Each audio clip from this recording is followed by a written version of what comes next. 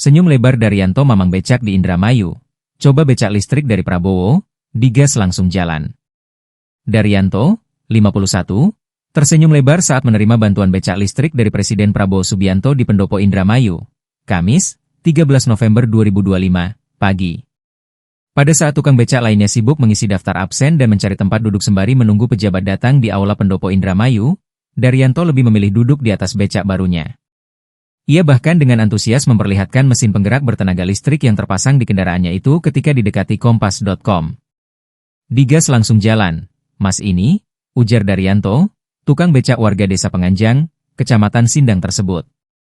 Daryanto mengaku dirinya sekarang makin percaya diri menjalani pekerjaan sebagai tukang becak setelah menerima bantuan tersebut. Menurutnya, dengan becak listrik, dia kini bisa bersaing dengan moda transportasi modern seperti ojek online. Meski sempat ada rasa khawatir karena belum terbiasa,